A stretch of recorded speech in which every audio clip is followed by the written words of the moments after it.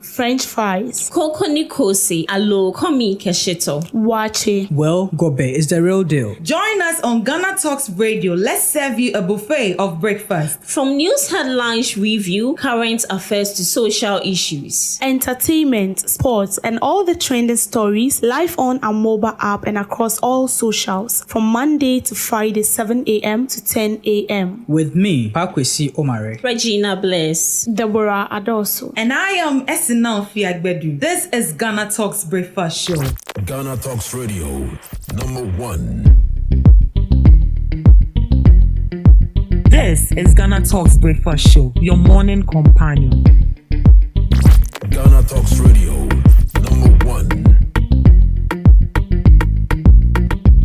This is GhanaTalks Breakfast Show, your morning companion.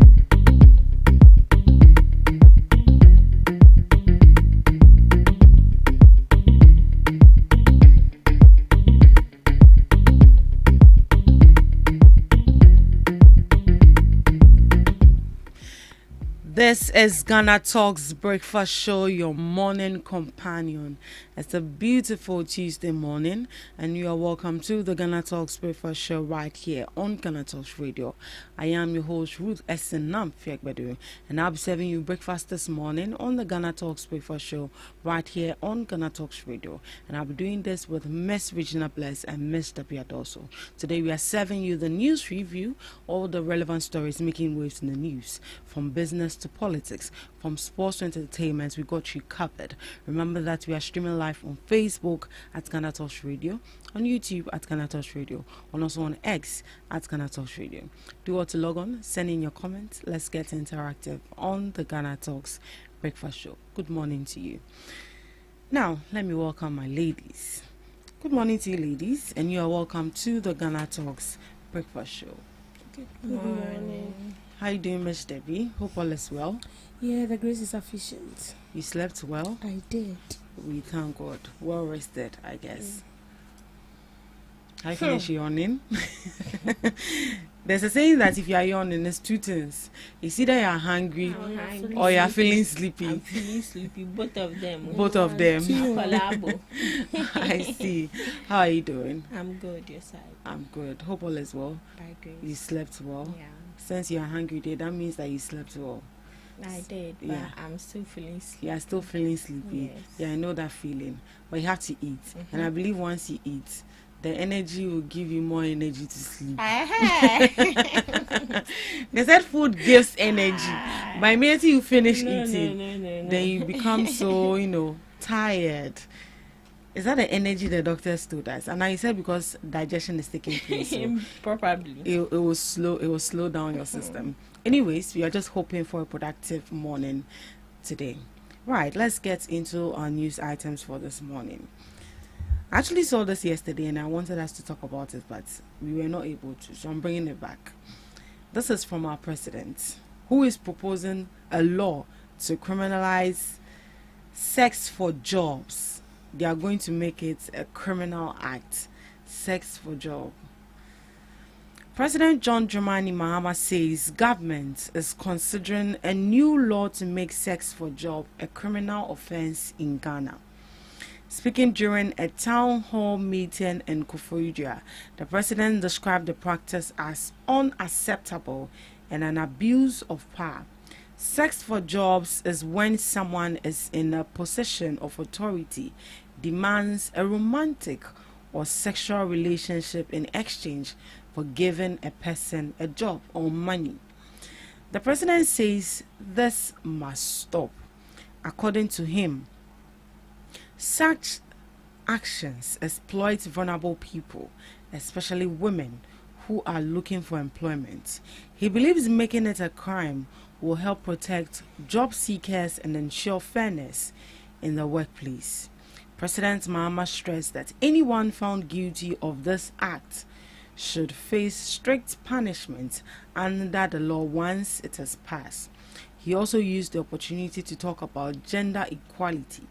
He said government is working towards fully implementing the affirmative action law, with a goal of achieving equal representation of men and women in public appointments by 2028.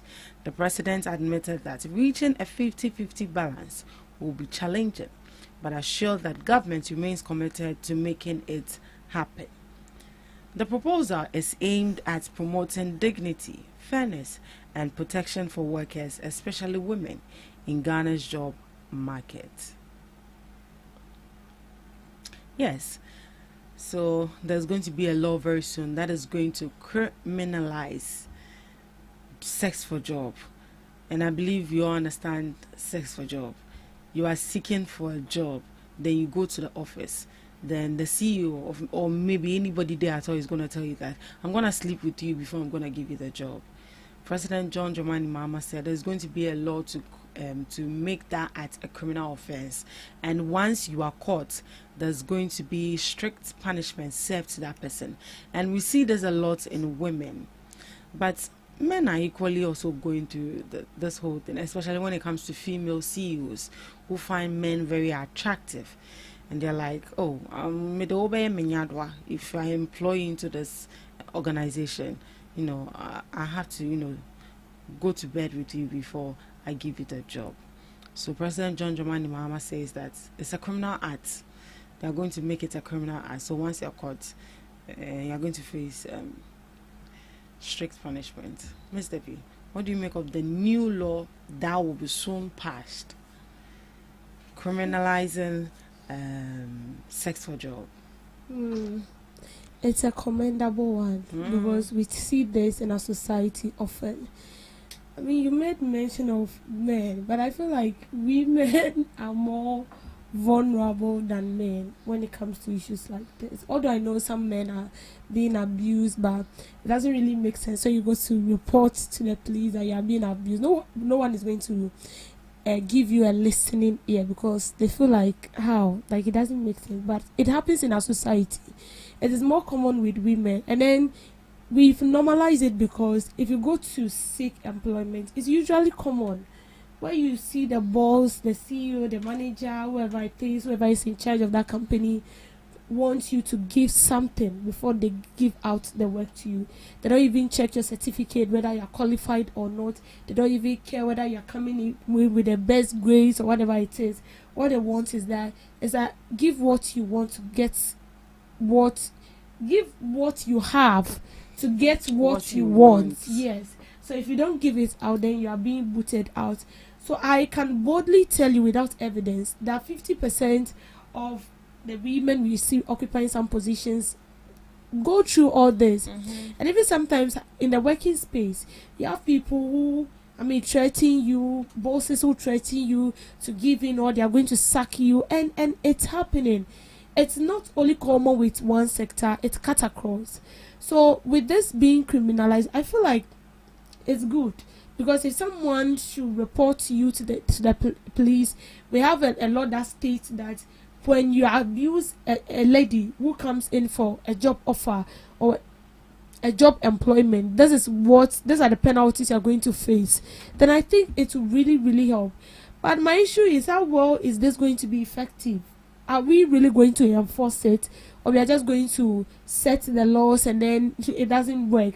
Because if you find yourself in a hot soup involving a well-known person, how are you going to explain this? Because the person has everything it takes to silence it and even make it look as if you are the one coming to, destroy his hard and work that he has been doing for 30 years or 20 years.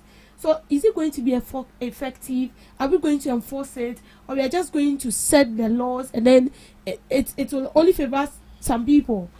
Because if you are dealing with somebody who is a world-class known official and then the person is engaged in this and you don't have the money and this thing gets to court, the person can bring in a lawyer, pay the lawyer so well, and then your case will be booted out and then he will win the case. But if we want to make it on a fair play or enforce it on a fair ground, then it means everybody has a chance of going through the courts and then at the end of the day coming out with victory. So for me, this law is very, very needed. Someone might think that, oh, we have other laws that needs to be passed, not this. But this is equally important, because so long as you are a lady, you went through the stress of studying to acquire or gain that certificate, because you know that you can't sell your body, but you can sell that certificate, not in per se giving it out and taking money, but selling it in a way, in this perspective, going out to seek a job with that certificate you've earned, your hard earned certificate. But if at the end of the day you went through that whole stress as a female, and then you're not being given the job per that certificate, but they want to give you that job per what you have on your body, then what is the essence? So I feel like this law is good. It shouldn't be downcasted because it's because I know people say we're in your law. We have other laws that needs to be passed. You get me, but don't you think that they should actually be more or less like a code of conduct or ethics as these companies that they can actually take on, but not necessarily the government? The code of conduct in there, if you go to every company, even with this code of conduct, it's not as if, because the government cannot leave its office to come to your office and give you code of conduct, ethics you're supposed to follow. Every company that employs you have their code of conduct. They have their ethics you need to follow. If you don't follow that rules, you will face some sort of sanctions. So you need to face it. If you are being employed into a company, they give you what's the name? They give you something like a booklet, and then it includes the code of conduct of the office, the ethics that you're supposed to follow. Whether you are a manager, whether you are an employee, even if you are the least person in that company, you need to follow it. So long as you find yourself in that company, you will need to follow it. So that one, any president, but the issue is that code of conduct. Even the person writing the code of conduct is at fault. Or no, so how will the person come and tell you that don't obey?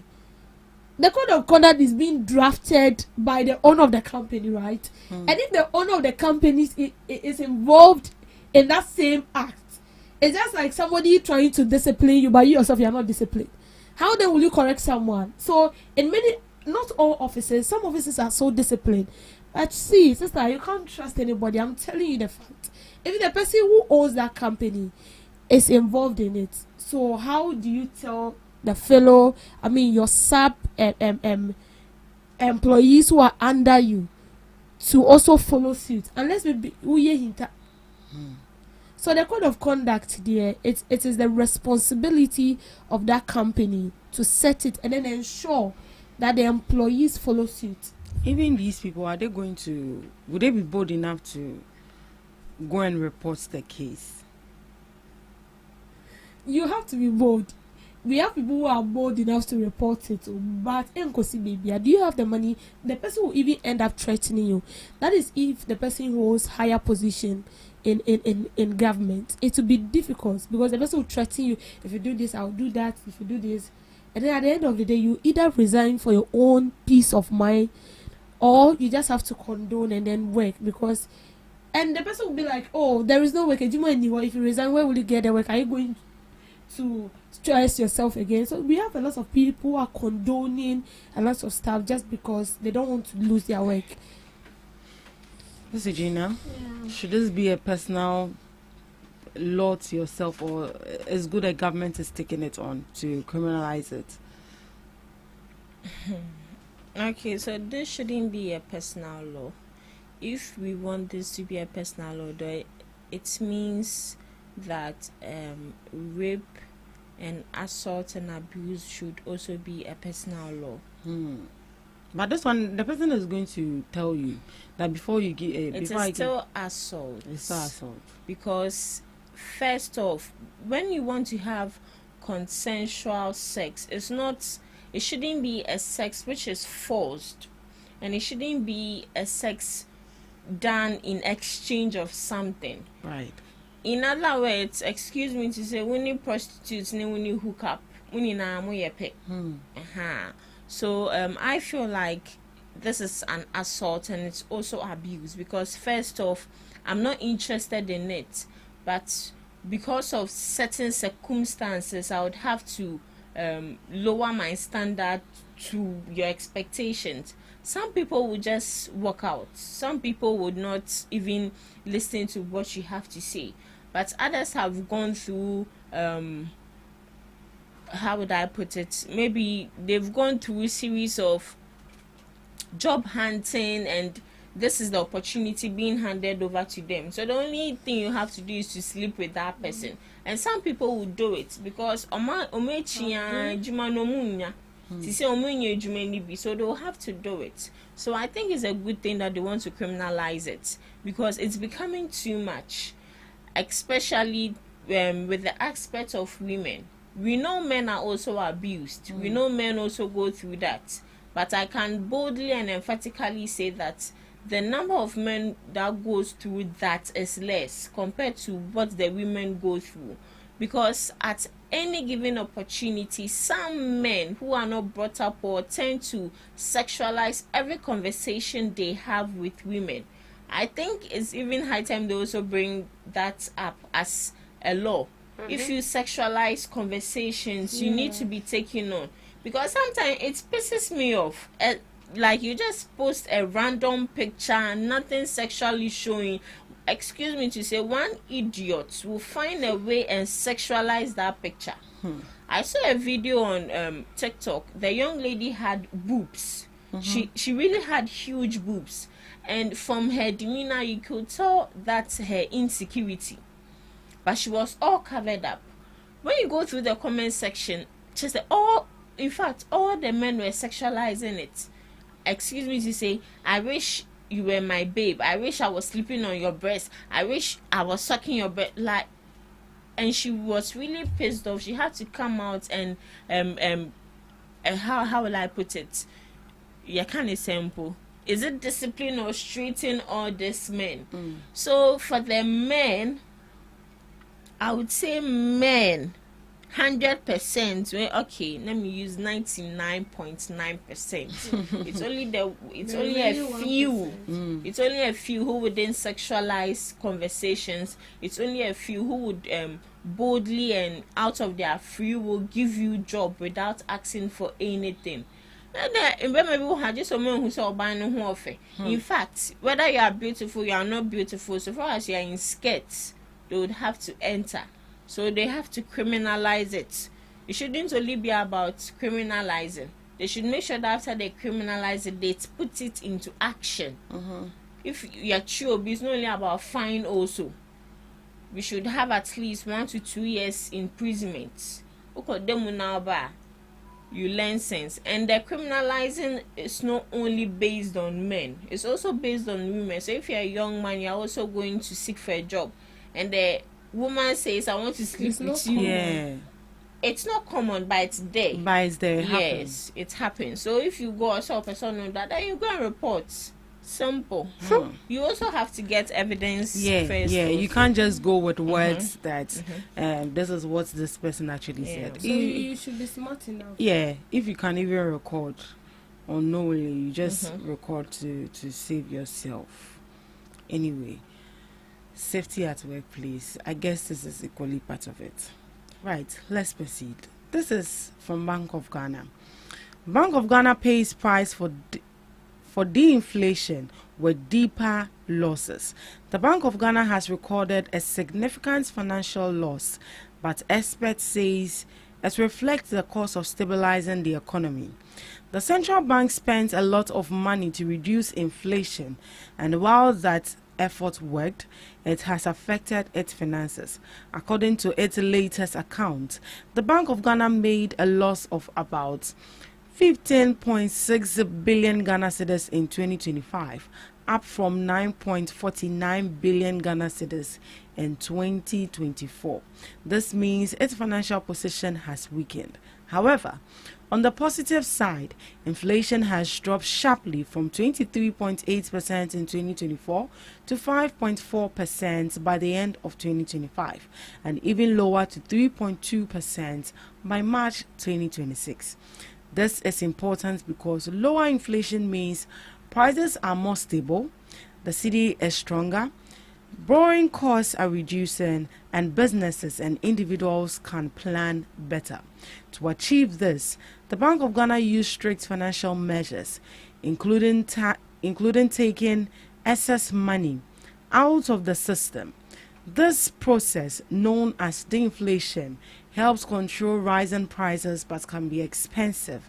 Because of these actions, the bank spends heavily on managing liquidity, nearly doubling its spending in that area.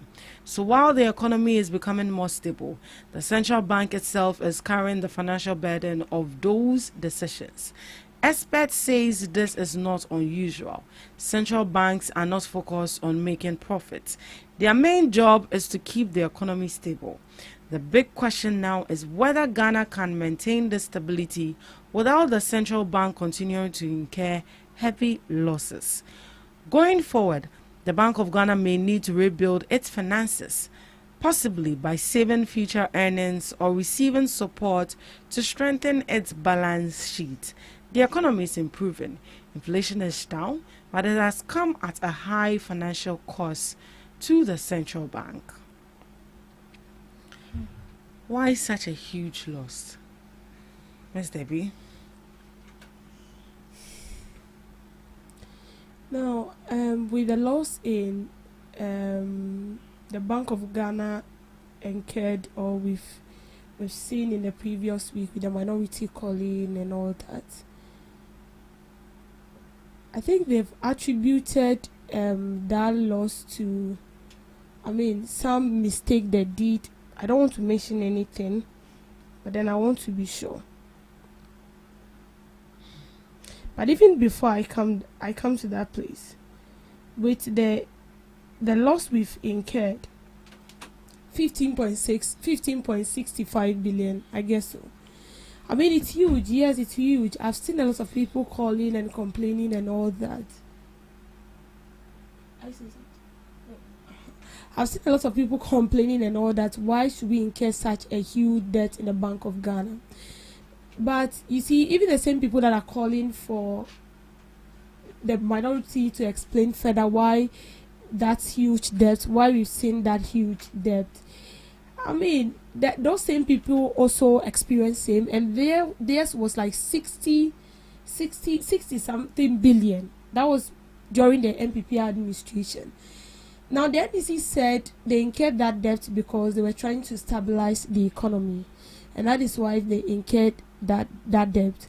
Now, if you're stabilizing the economy, definitely we all are wishing to see something good, something profitable. There is no way you are stabilizing the economy and then at the end of the day you come and tell me that you've run at loss, and with such huge gap, that is very, very huge.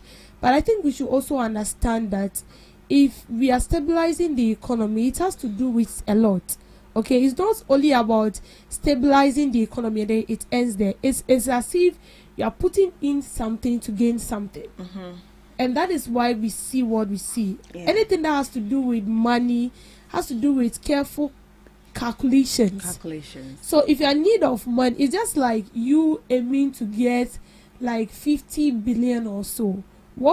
First of all, you sit down and you ask yourself, how do I get that money? You have to take a risk. Maybe you want to venture into a business. How much are you going to venture into that business? Maybe the amount you are going to venture into that business is even more than that 50 billion. You might end up running at loss and still not getting that 50 billion you've purport to get. You might as well not run in a loss but attain that money, or run in a loss and still get that money. So that is how the economy is all about. So with stabilization of the economy, we saw instances where the NDC government said when they took over, the MPP incurred some debt they will have to pay. All these are not part of their calculations. Before they came to power, they said they want to stabilize the economy. So I know in their head they are aware that everything is in place. So immediately they can quack. But when they came, they realized that no. When we take the energy sector, there are debts that that needs to be paid. When we take this sector, for instance, there are debts that we need to pay. When we take so I'm just citing an example. Then this MPP said they want to create Agenda 111 hospital. At the end of the day, they were able to complete like 2. Now we said we are going to complete 90% of them. We didn't calculate for this. We didn't budget for this. But we need to allocate money for that. when we take education for instance, this is what they say they want to do. They didn't do it. We have to do it, but we didn't calculate for it. So all these things are things you didn't plan for. So definitely you run at loss, and you run at loss because the Bank of Ghana is for us. The central bank is for the state. So you have to go to the central bank to lend or to borrow money. Whatever we use, the developmental project we see every day, sometimes it is loan taken from the Bank of Ghana with the notion or with the intention of paying it back. So the more reason why the central bank runs at loss or the Bank of Ghana runs at loss is because if that loans are being taken, they are not being paid. It's either they are not being paid at the right time, or they are being paid and then the interest that loan has incurred is so huge. And so although the bank is for the state is still owing the bank. So with this whole debt and all that, it is something that we are not all hoping for. We are all not praying for. But I think the majority has clarified things, that they want to stabilize the economy, and that is why they incurred that debt. And at first I was quiet. I was sad, but in a way I was quite satisfied with the approach, because when this thing happened, even me, I didn't get to realize it.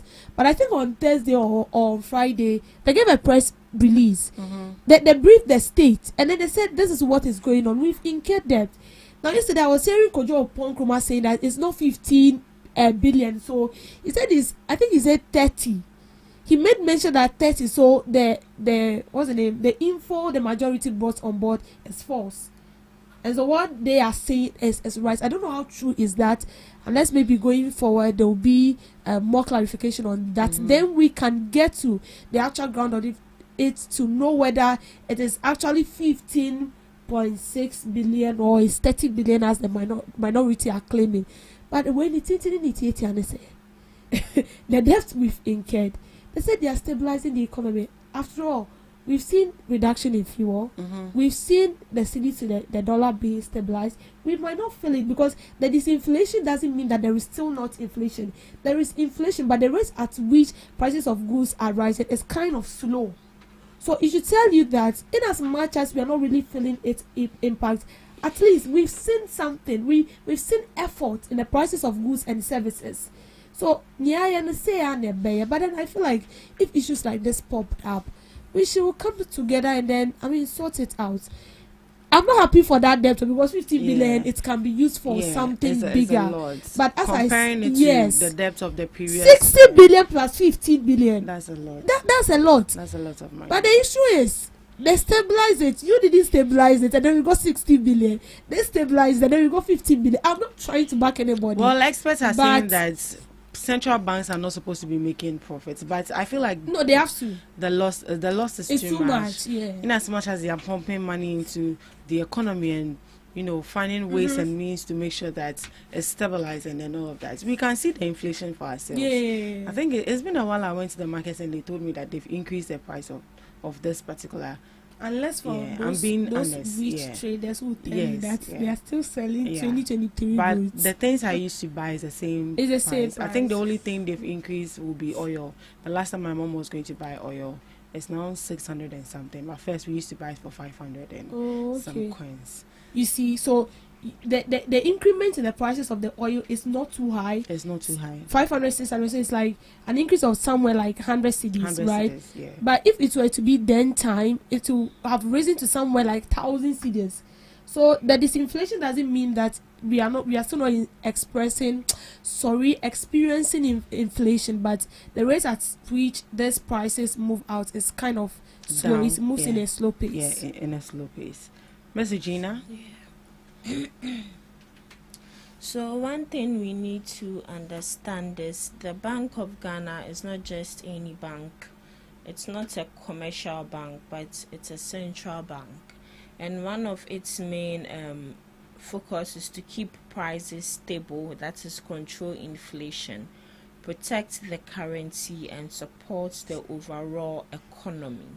So looking at the losses they've incurred so far, I wouldn't say it's normal, but it's normal. It's normal for a central bank to go through that financial loss, in the sense that, looking at how inflation was high, it was their duty to make sure that the inflation was stable and also our economy is stable. So the necessary steps they need to take to make sure that everything is stable for the convenience of the consumers. That is what they are supposed to do. So the money they've incurred, as I said, I wouldn't say it's normal, but it is normal. It is their duty to it's just like a doctor taking care of a patient, and that the doctor is making sure that the patient gets well, pumping in money, and let's just assume the patient doesn't have the money to pay, and the doctor would take care of the expenses and all that. When the patient gets better, whose debt is it? Who debt is it? It's still the doctor's debt, because patients don't anything own ya. So we are the patients, and Bank of Ghana is taking care of us. So at the end of the day, in as much as the economy is stable, they run at a loss, and it's normal. It's normal. So, but don't you think it's huge? It's huge, but as I said, it's not normal, but it's normal since they are the central bank. They are the central bank. As you said, they are not known to be making profits, but once in a while you have to be making profit, and you shouldn't be all the time incurring debt upon debt and losses upon losses. So I feel like at the end of the day, they would find a way to generate the money that has been lost. Definitely they will get a profit back. So fingers crossed. Well, in the coming days, let's see how it goes. But from that, the minority has actually warned that they shouldn't politicize this whole issue.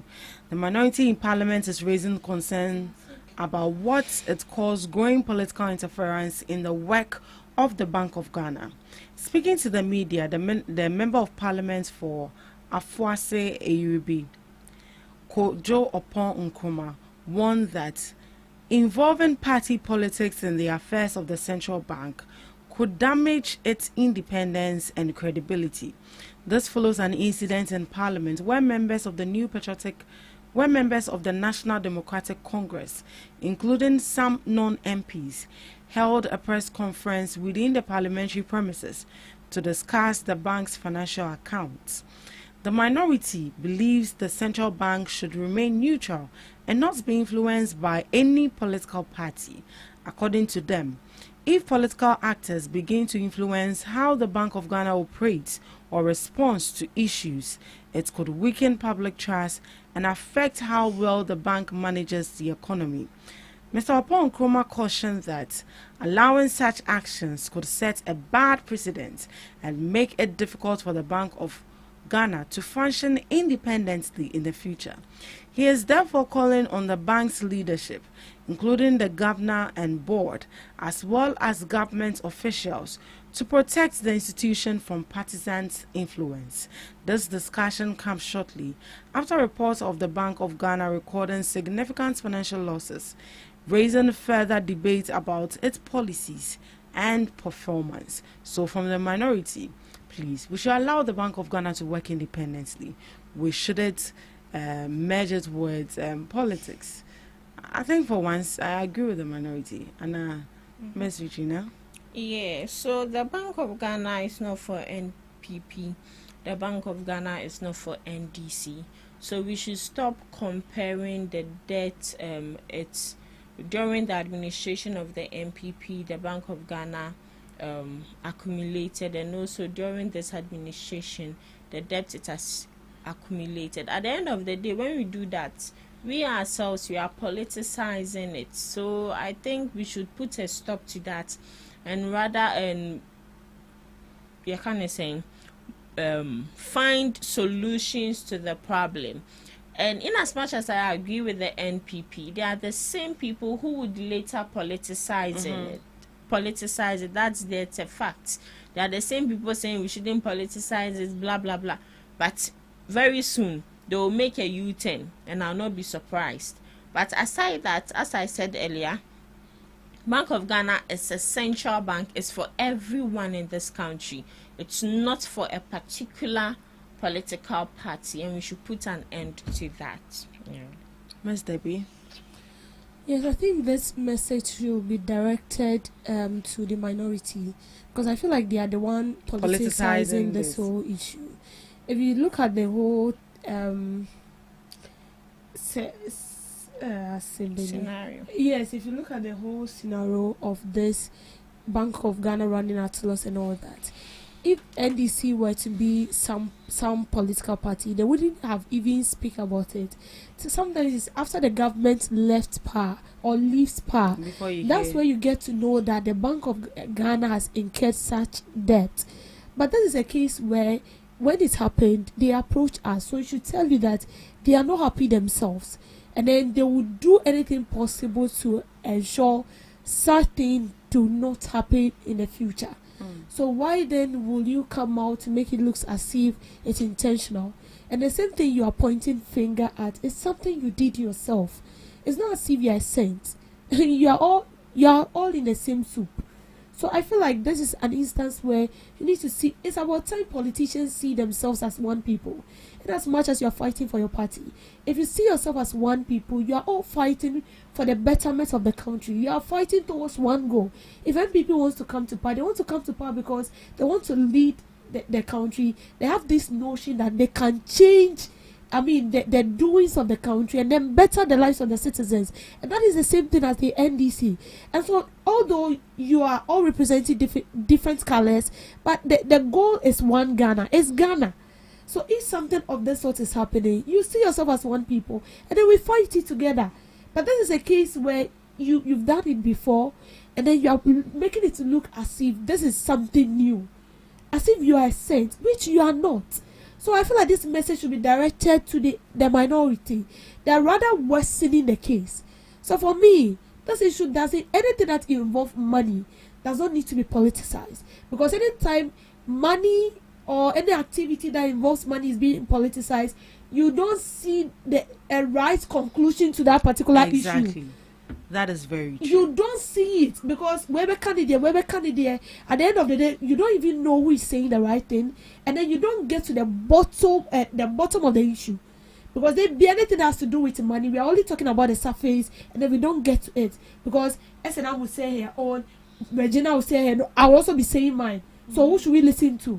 So for me, I feel like when it has to do with money, the coffers of the state and the embezzlement of state funds, it should not be politicized. All that we want is we need the money and then we want the betterment of Ghana. If today things are going on well, Bank of Ghana does not incur any losses. When the state needs loan, they go in for it, they develop the country. I'll be happy, you will be happy. But if we politicize it and things are draining, you will drain, I will drain. We will all fall into the mud. So the right thing should be done. Yeah. So the minority is demanding that with the issue of the Bank of Ghana, it shouldn't be politicized. We should actually face the issue head on. What's led to that loss? What can we do better next time so we don't experience what we're experiencing? But if we are going to politicize this whole issue, that means that you're not even going to speak to the issue, but you're rather going to be shifting blames to this particular political party. You'll be shifting blame to the other political party, and when it happens, you don't get to sort out the issue. So so minority is saying that we shouldn't politicize this whole issue. We are just hoping that, just as they have said, we don't see anything of that sort in the coming days, that this whole loss has actually been politicized by any of the political parties. Thank you so much for joining us on the News Review. Up next, we have Today in History with Miss Regina Bless.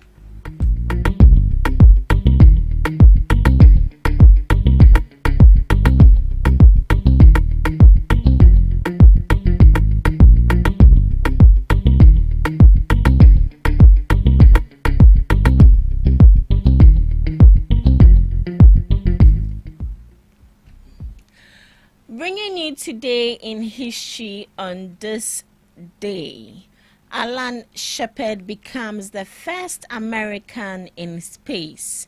Navy Commander Alan B. Shepard Jr.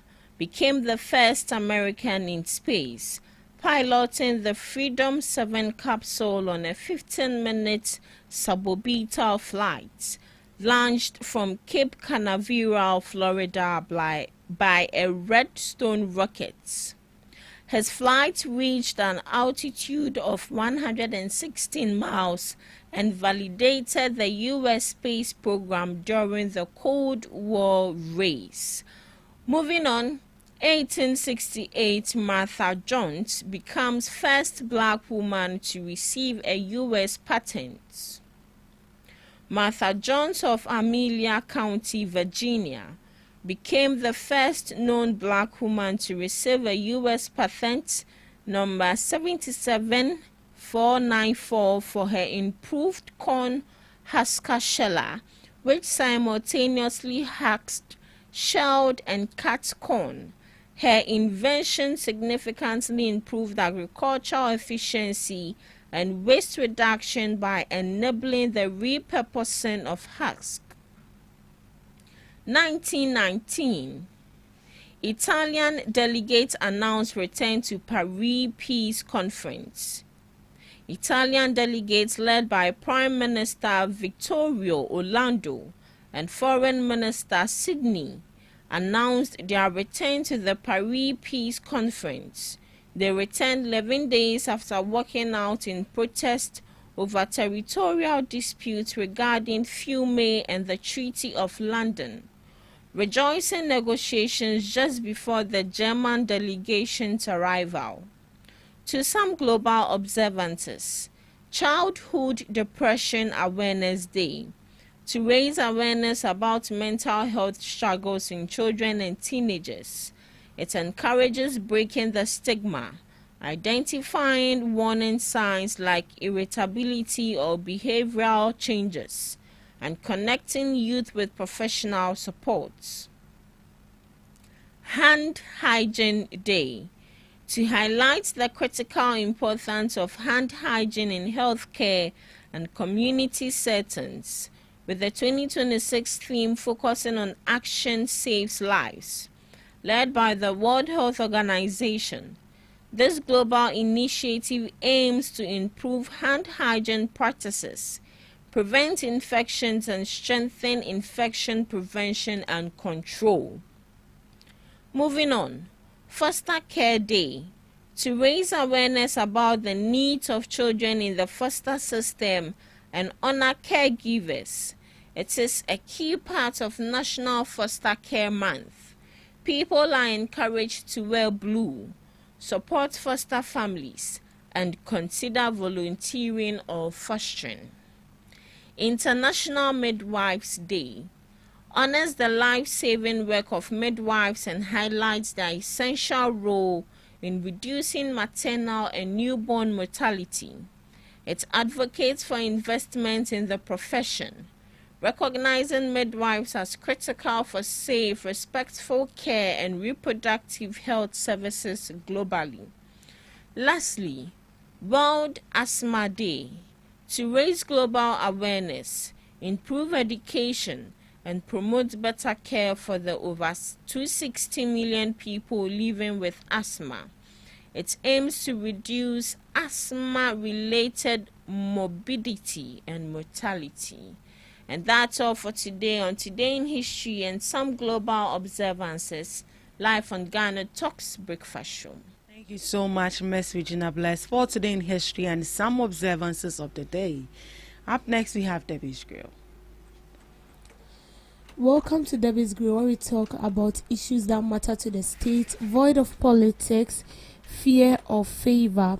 The Ghana Police Service has interdicted 5 of its personnel after they were captured in a viral video engaging in conduct deemed to have brought the service into disrepute.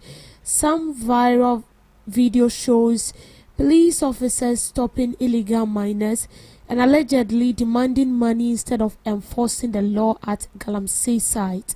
In a statement issued by the Public Affairs Directorate on Monday, May 4th, the police said the officers have been referred to the Police Professional Standard Bureau for investigation in line with internal disciplinary procedures. the Ghana Police Service has interdicted 5 personnel cited in the Engaging Act. The officers named include Chief Inspector Matthew Blay, Chief Inspector Francis Atta, Inspector Eric Osei of the Osu Police Station in Accra, Sergeant Amos of the National Protection Unit, and Inspector Joseph Autry of the Obuasi Police District. According to the statement, the service has reaffirmed its commitment to professionalism and accountability as investigation proceeds. So, in a viral video, we saw police officers taking money from illegal miners instead of doing the right thing. Now, we are all calling for a stop to illegal mining because we know illegal mining wouldn't help us. I mean, it's been quite a number of years now, and illegal mining is still in progress. And as much as successive governments have tried their possible best to bring out measures, to bring out solutions, illegal mining is still ongoing. We've tried a lot of measures. One has to do with banning excavators, arresting illegal miners, deporting foreigners, and still Galamsey is ongoing. Now, when this current administration came on board, they brought out some initiative, 50% relating to the same measures that the MPP brought on board. That has to do with, they also banned excavators, they also arrested illegal miners, they've deported foreigners. And then they brought up the NIMOS, which are supposed to ensure that these illegal miners do not go or access our water bodies and our forest reserves to destroy them. Now, these police officers have been deployed to Galamsey site, and their main goal is to arrest illegal miners and ensure that our water bodies are not being destroyed. But what do? They get there and then they take money instead of doing the right thing. You see, this whole fight about Galamsey can never come to an end if we are not well prepared to fight it. Now, if you are 5 group of people, and then you are aiming at achieving a goal, and then 3 of these people are unserious, and it is only 2 people that are serious in a group, you will still get nowhere, because these 3 people will be delaying the progress of the group. If you are in a group and you are all forging forward to achieve a particular goal, you need to think alike. It is different when you are doing it alone. But if there is a goal to be achieved, and you are 5 in a group or 3 in a group, you need to think alike so you can achieve your purpose. But if 3 people are thinking something else and the other 2 are also doing something else, you will not achieve it. Because the serious ones among them are being delayed by the unserious ones. And it will make the work so difficult. And that is what we are seeing with the fight against illegal mining. It looks as if a group of people are ready to fight Galamsey, and the remaining majority are not ready to fight Galamsey. And so no matter the effort you put in place, they end up dragging you back. It looks as if you are trying to go forward, and then somebody has tied you with a rope at the back. So the moment you struggle to take a step, they are pulling you back. That is what we are seeing. If not, that tell me why a whole security personnel, and let's be sincere, they are doing it. When Omoka Payema, they are doing it. They are taking money. They are taking money. Because sometimes I don't understand why a police officer will be deployed to Galamsey site, and then we still have people going on site to mine. I think about this sort of, and I can't even get a good answer to my question. A whole police officer, what do you mean this kind of credential uniform? They were taking money from these Galamseyers. Automatically, you're telling them that Koswaye, mine, destroy it. We don't care. What we need is give us the money. Now, I want to ask our security officers, is it that they are not being paid enough? So that the government can increase their salary, or the police officers that will be deployed to our forest reserves and our water bodies, they will be given incentives in addition to what they take. Because sometimes I can't think far. If they are being deployed to our streets, they will take bribe. And that is why we have a lot of faulty vehicles on the roads and they are causing accidents each and every day. But we have police officers on the road, they are taking money. Galamsey, they are taking money. So we want to know, is it that the money you are being paid is not enough? So that the government can top up and then do something. So this whole thing we are talking about Galamsey, and then it looks some way, it's as if we don't care, it's as if we are brain to be unfound. When it becomes so serious, that is when you will know that we should have taken action. And that is what we are not doing. We claim we want to fight Galamsey, and some chiefs are not ready to comply. The security officers that are being deployed are not ready to comply. Even the citizens in that community who are supposed to be whistleblowers, they are not obeying the directive. Even if the person wants to be a whistleblower, what measures have we put in place to ensure the safety of that person? If you tell me to monitor a site and then be giving you a tip, informing you of whatever is going on, and you don't ensure my safety, I won't do it. Because I won't risk my life.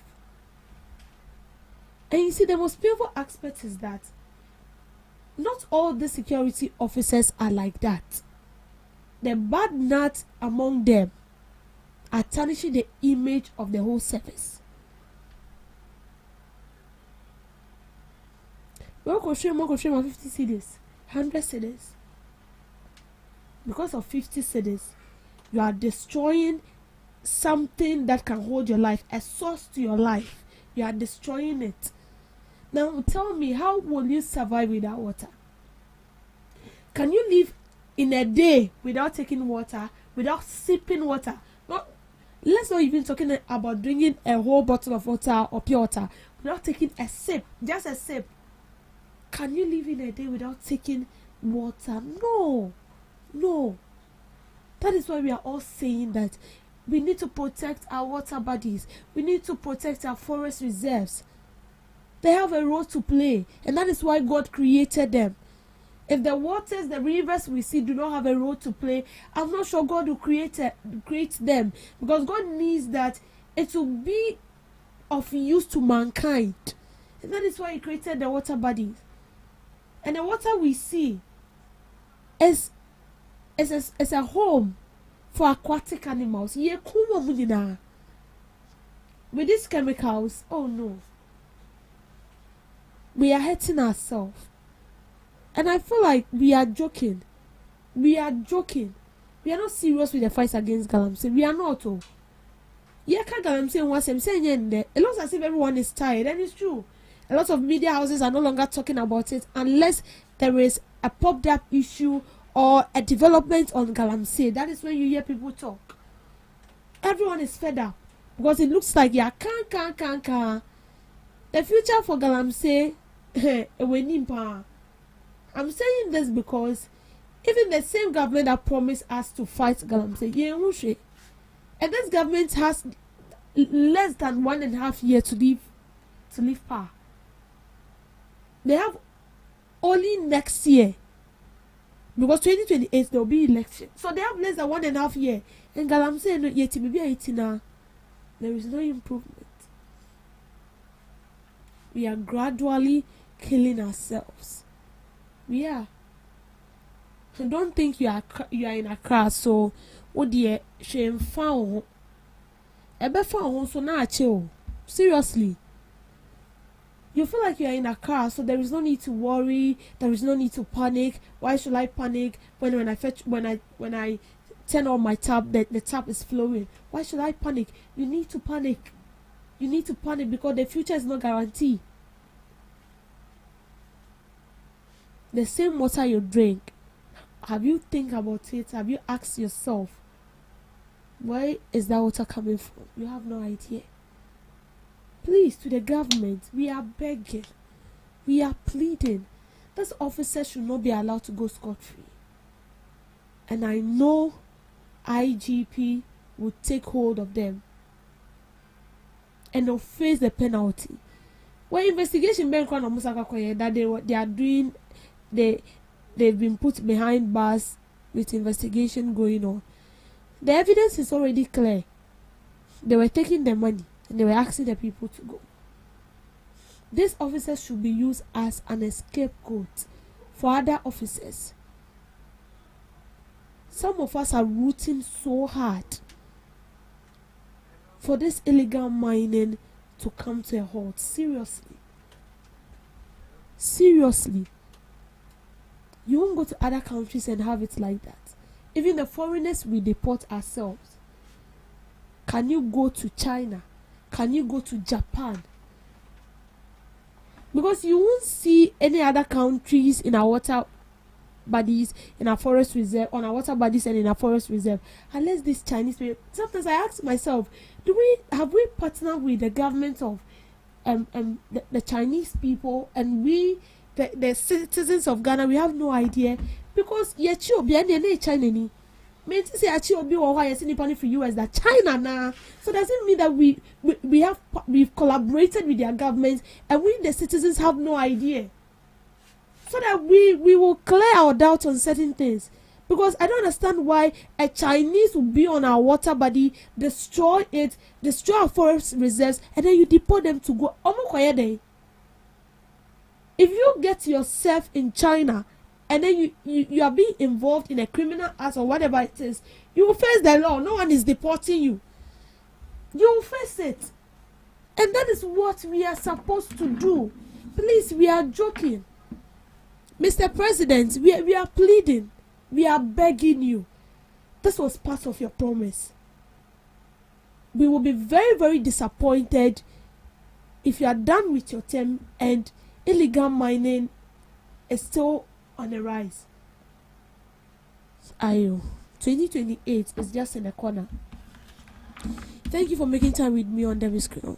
Thank you so much, Mr. B, for that grill. Galamsey must stop. Thank you so much for joining us on the Ghana Talks with us show. We'll be going for the news shortly, and right after the news, we'll be back with the second segment. Please stick and stay with us. Are you ready to amplify your business or brand's reach and make a meaningful impact in Ghana and beyond? Partner with GhanaTalks Radio today to connect with a diverse audience across Ghana and beyond. Elevate your brand through on-air promotions and social media. Boost your brand during prime time. With GhanaTalks Radio, you can extend your reach across digital platforms. GhanaTalks Radio is not just a station, it is a community hub where your brand becomes part of the conversation. Join us in fostering connections, celebrating culture, and making a lasting impression. For customized sponsorship packages and enquiries, email contact@GhanaTalksRadio.com or call +233 202 544614. GhanaTalks Radio, giving the youth a voice.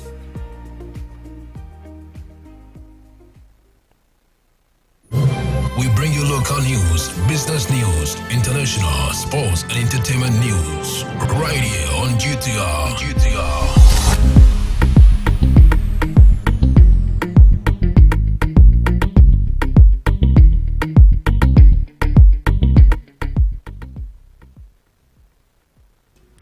Hello, good morning, and welcome to the morning news update on Ghana Talks Radio. Coming up, Ghana picked to host regional health strategy launch of a health sector stride. International investment limited liability companies Ibrahim Ejay criticized government inflation tactics as suffocating industries. National Health Insurance Authority announces fee-free registration and immediate access under STORM initiative. Also coming up in the news, Public Accounts Committee Chair announces plan to make Member of Parliament signatories to Members of Parliament Common Fund. Ashanti Ghana National Fire Service pushes for specialized court to tackle attacks on firefighters. These and many more coming up your way shortly.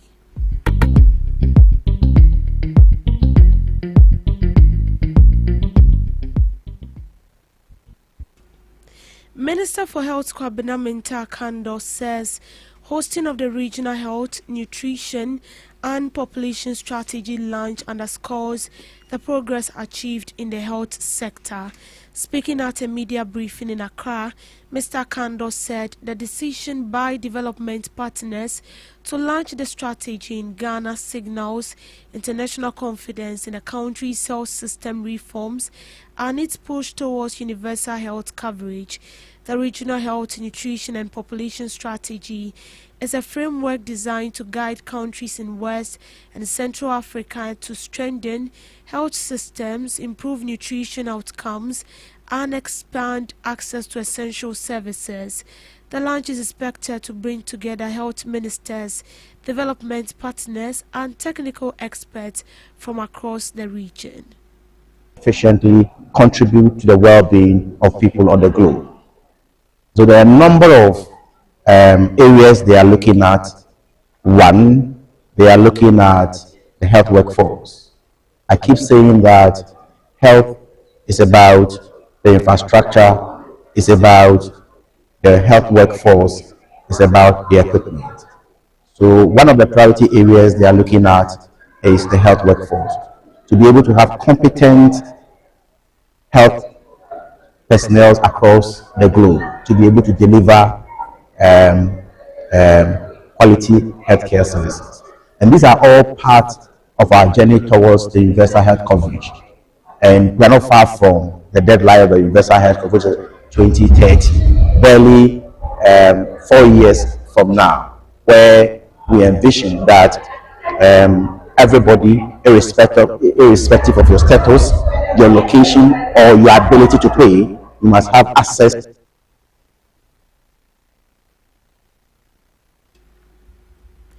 In other news, Chief Executive Officer of the National Health Insurance Authority, Victor Asari Bampo, has described the STORM initiative as a landmark program that removes key barriers to healthcare access. Speaking to the media, he explained that under the initiative, both registration and renewal fees for the National Health Insurance Scheme have been waived. The mandatory 1-month waiting period for new and returning members has also been scrapped. The National Health Insurance Authority boss noted that the move is aimed at boosting enrollment, reducing out-of-pocket health expenses, and accelerating Ghana's push towards universal health coverage. Waiting period for new and returning members during certain campaign periods. But what we are announcing today goes significantly further. For the very first time in the history of Ghana's National Health Insurance Scheme, we are simultaneously waiving both the registration and renewal fees and the 1-month waiting period together at the same time. This has never happened before. Previously, if you joined the NHIS or renewed your membership, you would pay a processing fee or premium and then wait 1 month before you could use your card to access care. This wait is gone for this period. The fees are gone. And this has never happened before. The STORM initiative runs from April 15 to May 31, May 31st. Ibrahim Ejay of International Investment says the government's current inflation-fighting measures are damaging local industries and bleeding the economy. Speaking in an interview, he argued that while inflation control is significant, the policy tools being used are undermining productivity and job creation. He cited high interest rates, reduced access to credit, and rising operational costs as key pressures, forcing firms to scale back production and lay off workers. According to him, the focus on monetary tightening without targeted industrial support risks prolonged slowdown. Mr. AJ urged policymakers to adopt a more balanced framework that combines price stability with incentives for manufacturing, agribusiness, and small-medium enterprises. What we're seeing here right now is a hemorrhaging of the economy. And you cannot say that this is well, you're fighting inflation at what cost? I mean, it's like Elvis took the wind out of my sails, but he's mentioned it, but it's worth repeating. Yeah. You started off with the city at what? 14.7. Yeah. Forex are now giving you, exchanging the dollar for city, close to 13. Did we go or did we come? So what has happened to the economy between these two timelines? Because what is happening now, you hear everybody says things are slow. Nothing is happening. No jobs, no expansion, because the private sector has been suffocated. Government in its eagerness, it's foolish eagerness, and I'm using the words in a respectful way, not in a derogatory way. You know, a central bank, you have a lot of tools to either cool down the economy or heat it up when you need to. They've been so focused on one way that now industry is starved of money. I mentioned it earlier. Out of 446 billion, 326 billion has gone to the Bank of Ghana. Only 111 billion is within the private sector. AGI, Association of Ghana Industries, over 100 of them, the top 100. Now you think that 111 billion can satisfy their needs? It can't. Because that's when we say that there's no money. That's why there's rising youth unemployment. Because where a company would normally expand, because it has the credit lines to do so, regardless that your lending rate is low, it is not there. If, and again, using the analogy that Elvis made, let's say the price of the phone is now 500 cities compared to 1,000 cities. I'm using Elvis's own analogy. But the Bank of Ghana has taken all the phones. You are a company. You need a phone for your WhatsApp, your TikTok business, your e-business. Maybe you have an e-book, you're on Etsy, you're on Grok or what have you, you're on Gumroad. There's no phone for you to even buy, despite the fall in the price to 500 cities. That's the situation that this NDC government has put Ghana in. Because where private sector would normally expand, and in that expansion, what happens? Because you get credit lines to import. Go to Tema Port right now. You can count the containers on your hand. Now, when there's an expansion of economic activity, necessarily jobs are created in there. Because you need more people to, just starting from the ports, just to devan, which is offload the containers. I'm talking at the point of sale port. There's right now no jobs at the harbor because you're surplus to requirement. Now let's do the chronology. The container, the few containers that are coming in, because importers are not having the money, they're not having access, despite the low lending rate. It comes to the shop now. What happens? People are not buying because there's no jobs. There's no liquidity even amongst ourselves. Because when I get a job, I have income. What would I do with my income? I'll buy food. I'll use transportation. I'll do the necessary things that my money will then feed into the wider economy. So that's why people, and I'm hoping that they can now understand, whereby for the last 18 months, Ghana has been stagnant.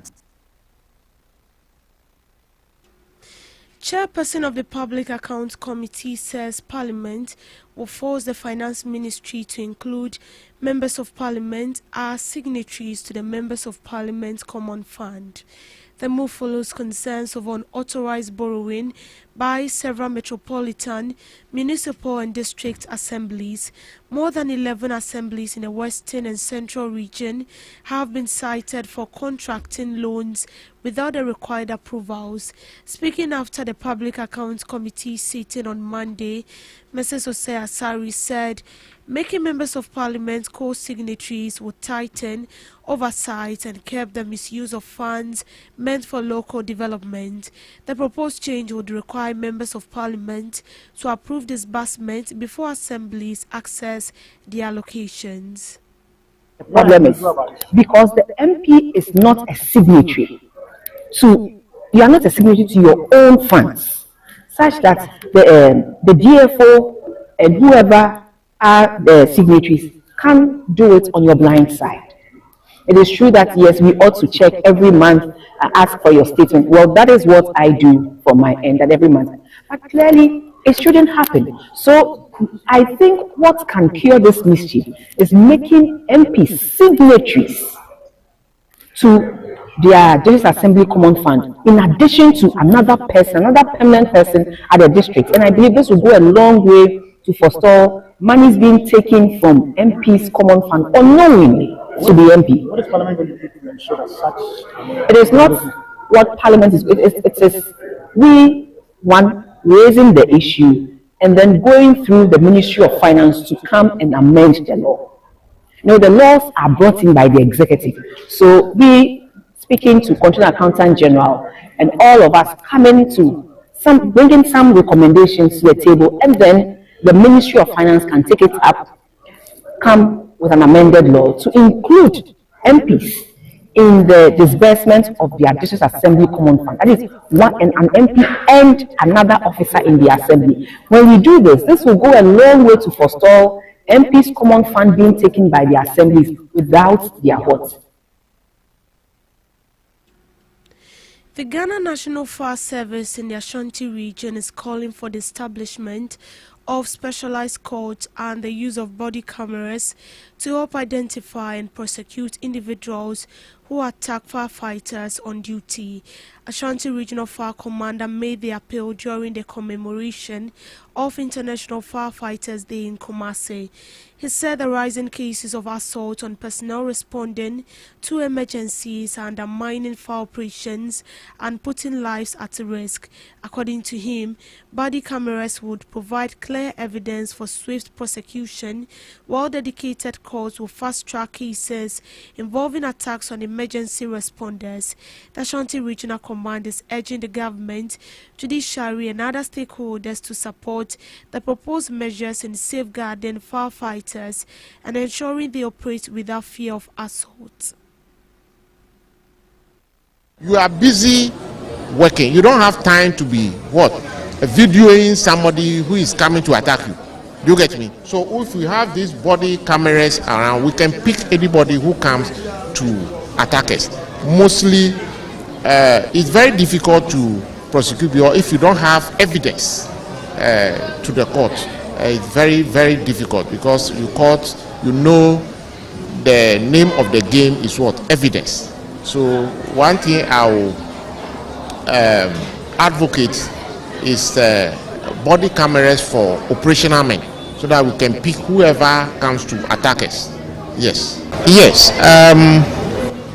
Even we having our lawyers, a team of lawyers at our headquarters who do our own prosecution will also help us. Apart from the specialized course, we must also have our own legal teams who can do prosecution, not necessarily depending on the police or other entities. Yes, if we have those courts, I believe it will help. But before all these things, education is the best. Educating people why they should see us as friends, they should see us as partners, they should have to see us as people who have come to save the situation. Mostly, they attack us ignorantly. We didn't cause that incident. We have been called to come in and support. So, first of all, we need to understand and therefore educate the public on some of these things. People do not understand some of these things. That is why they get involved. In last year, the same period of first quarter, we recorded 385. Again this year, which is 348. a decrease of 99.6%. Last year, if you remember, we intensify education at the market centers. What we did was to bring no less than 300 people at a go, flooded the market to educate them one-on-one. We believe that one contributed to the reduction of these fire incidents.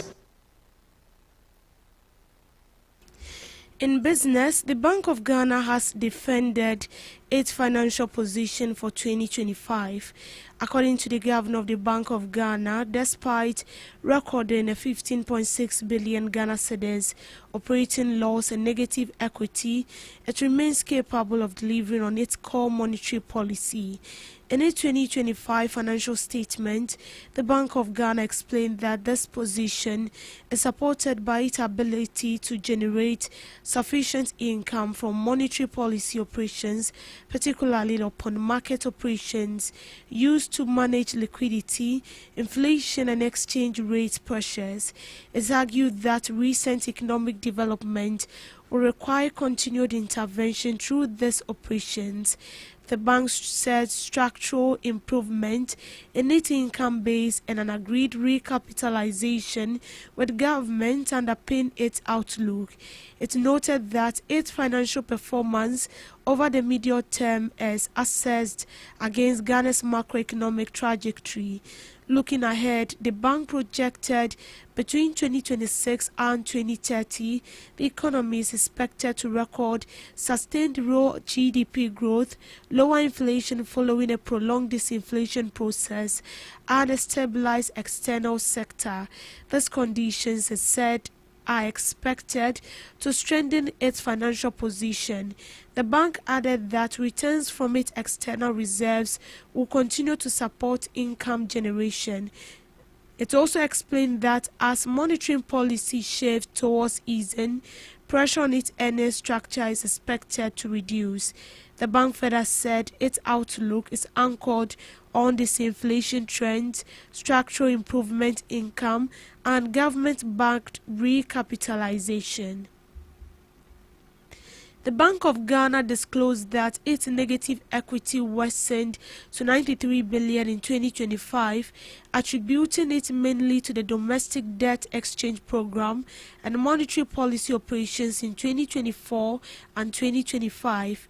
Under the plan, government will inject a cash between 2026 and 2032 to rebuild the bank's capital position.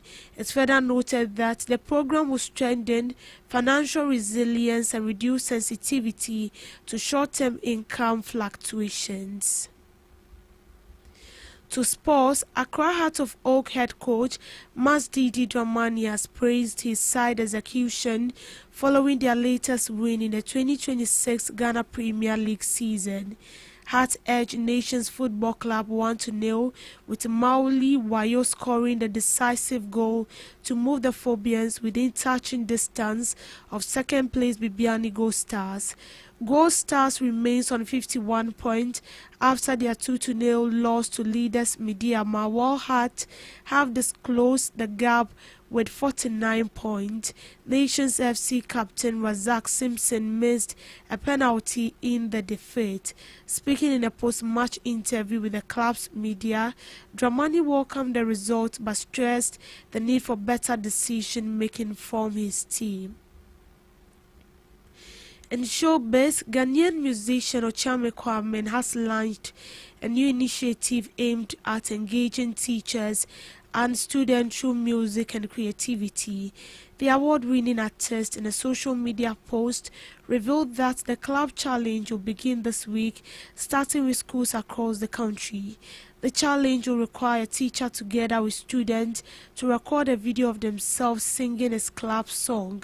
According to him, the video must be lively and engaging to stand a chance of winning. He stated that participants must also post their videos on social media with permission from their school authorities. They are expected to use the hashtag clap for others and tag him on any social media platform. He added that one teacher will be selected as a winner every week and will receive a cash prize of 1,000 cedis. He noted that the final decision on winners will be made by himself. The musician encouraged teachers and students to take part in the challenge.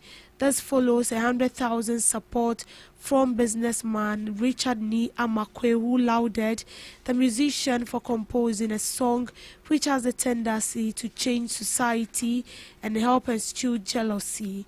On Global Update, two of Nigeria's most prominent opposition figures have announced they have switched parties in a dramatic political realignment ahead of next year's presidential election.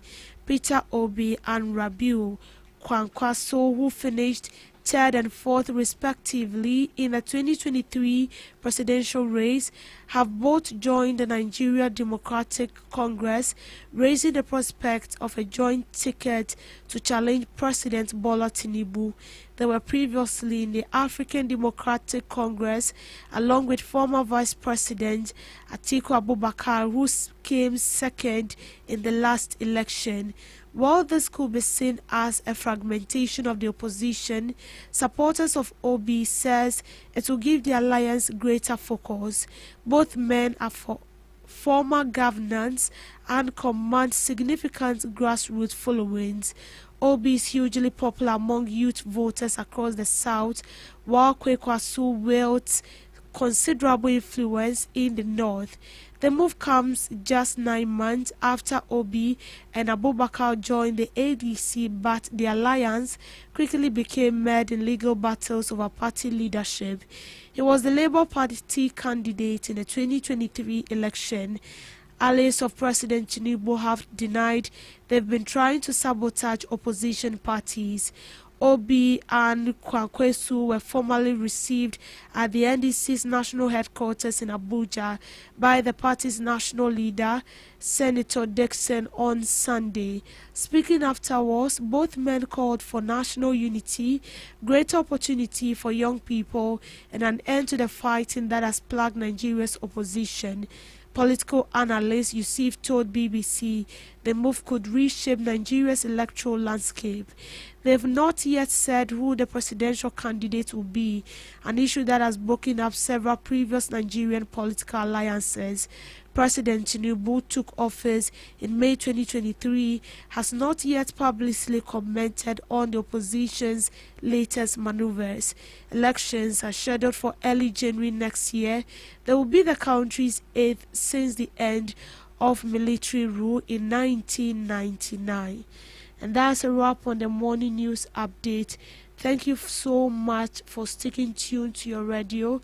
Do well to log on to all streaming platforms at GhanaTalks Radio for more news stories.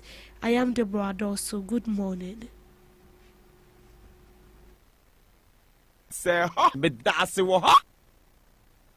Are you ready to amplify your business or brand's reach and make a meaningful impact in Ghana and beyond?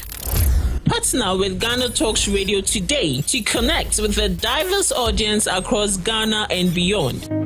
Elevate your brand through on-air promotions and social media. Boost your brand during prime time. With GhanaTalks Radio, you can extend your reach across digital platforms. GhanaTalks Radio is not just a station, it is a community hub where your brand becomes part of the conversation. Join us in fostering connections, celebrating culture, and making a lasting impression. For customized sponsorship packages and enquiries, email contact@GhanaTalksRadio.com or call +233 202 544614. GhanaTalks Radio, giving the youth a voice.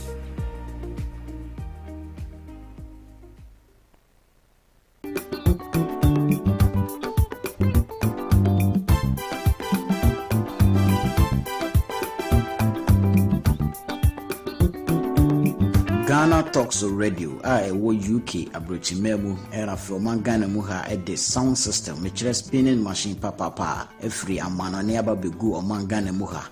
It is a we a year, we engagement, we wedding, we birthday party. Political parties are more rally. Some way sorry are more crusade. So we'll book carnival or any kind of event. Now we'll pay spinning machine papa a boa sound in the moon at the dia any may come for GTR sounds at the MAO. Ya wa live band in so I would to sa at the frame ya beat me about the boa. Ama ujumedia woody and so at me I come up. Ya wa enkan pupuni mantemo anya aponchi hotel a hope pepe ena yebutu odiane se wo be frɛ mpanifo was 0546 960510 GTR sounds emu de angaza.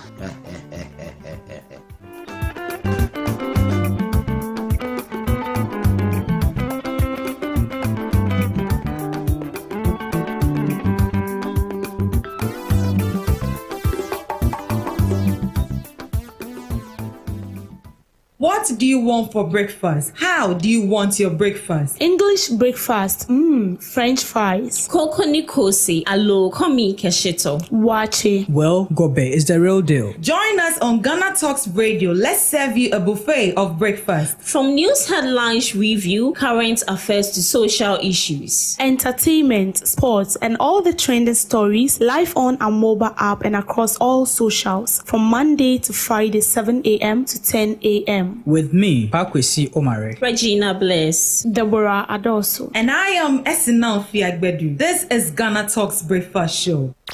Ghana Talks Radio, number This one. is Ghana Talks Breakfast Show, your morning companion.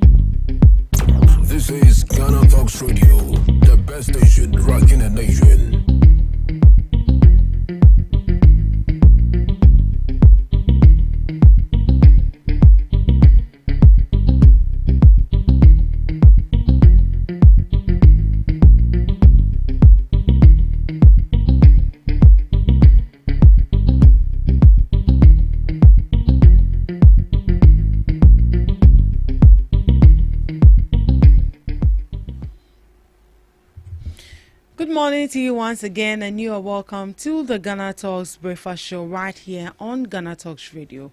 This is the second segment of the Ghana Talks Breakfast Show. And as you know, it's the second segment. We come along with knowledgeable guests who are going to be delving into the issues. Today we have two interesting topics on board that has to do with the Bank of Ghana, losses, and also political interference in local governance.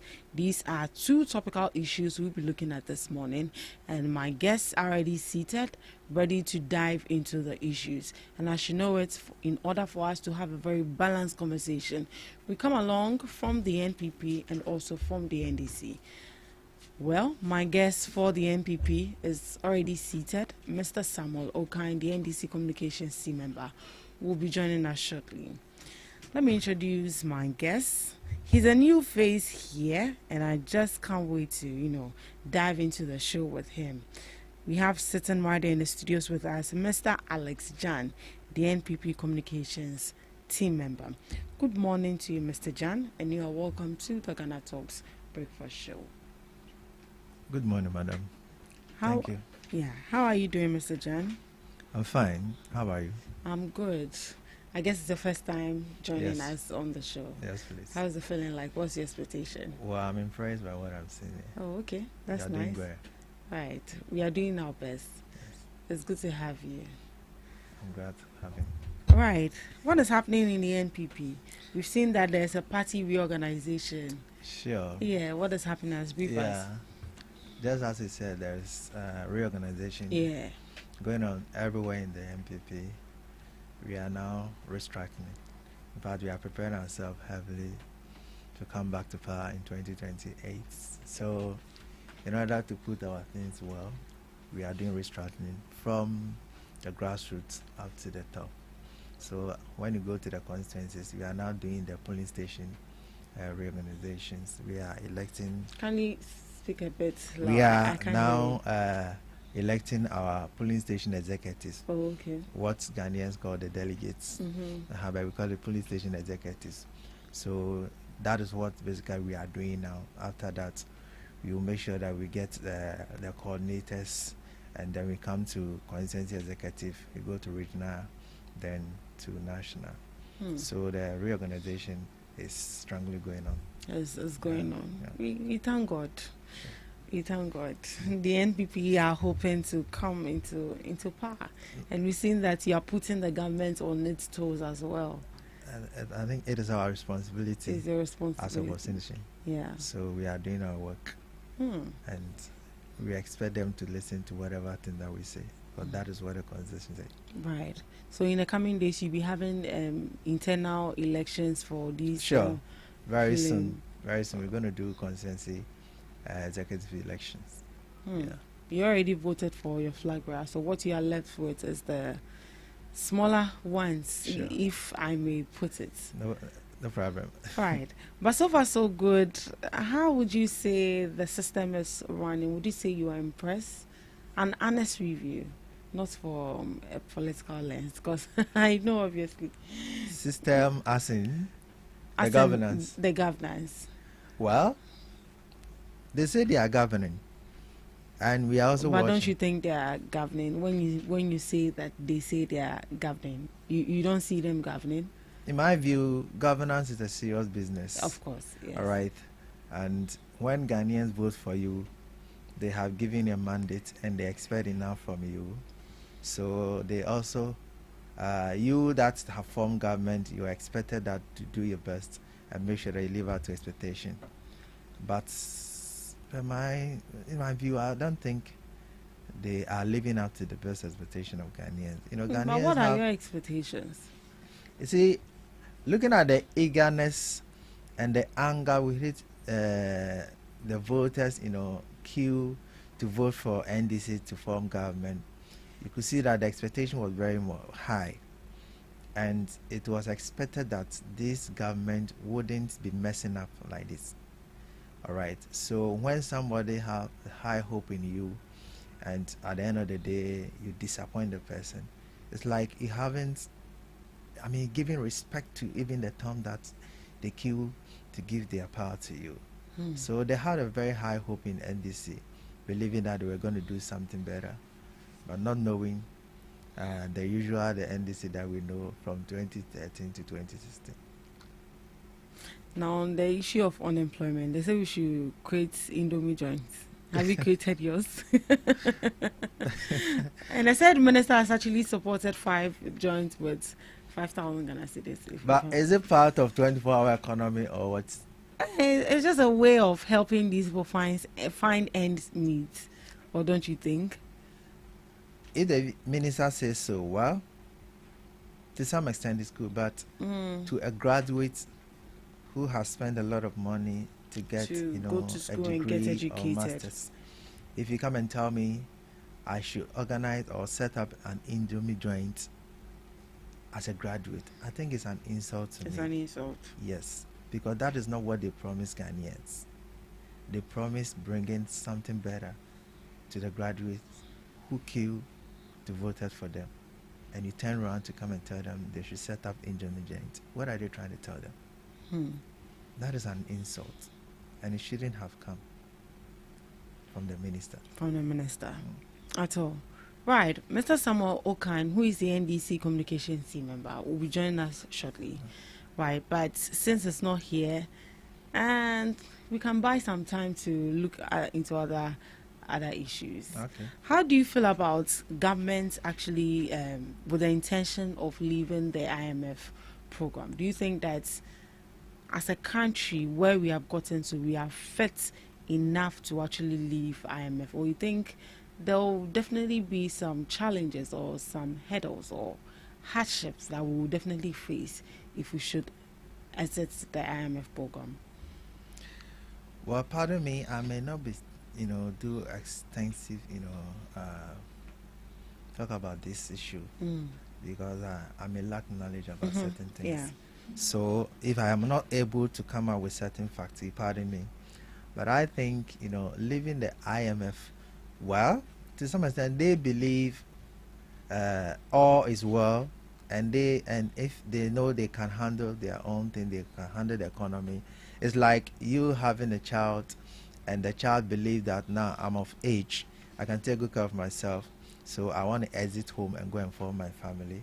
And the child comes to tell you that, well, meaning the child is well prepared to take care of himself and the family, so you can give him the go ahead. So if the government believes that now they are well prepared to take care of themselves without the help of IMF, and they can live up to the expectation, or they can provide to Ghanaians, well, fair enough, they can leave IMF.